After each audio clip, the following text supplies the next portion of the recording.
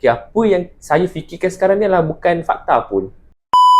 Ada tak kata-kata yang boleh membantu kita handle pada keadaan kita tengah overthinking? Sebenarnya ada satu kaedah yang kita sebut sebagai thought stopping. Thought stopping ni adalah di mana seseorang individu tu boleh kata cipta satu ayat yang bersesuaian dengan diri dia ataupun dengan pemikiran dia. Contoh yang paling simple kalau kita ada overthinking tentang kerisauan untuk menyelesaikan sesuatu isu. Okay, mungkin ayat yang kita boleh gunakan adalah it's okay, saya tak perlu selesaikan benda ni sekarang, saya boleh selesaikan kemudian. Okay. Cuma bila kita nak buat thought stopping ni, nak berkata dengan diri sendiri, kita kena ada satu attitude iaitu firm. Kita kena tegas dengan ayat yang kita gunakan. Kalau kita kata nak buat nanti, means nanti.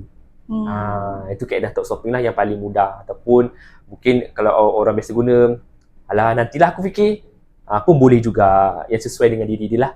Macam tu. So antara ayat lain lagi yang kita boleh gunakan adalah kita boleh cakap, okay, apa yang saya fikirkan sekarang ni adalah bukan fakta pun. Assumption je. Assumption je. Kenapa saya nak kena risau? Saya tak perlu risau sebab dia bukan fakta. Ataupun kita boleh cakap diri kita, okay, saya nak selesaikan satu perkara sahaja pada hari ini. Saya tak nak selesaikan banyak perkara. Dia macam tu. Okay. Do one thing at a time. Betul. Macam tu lah. Think one thing at one time.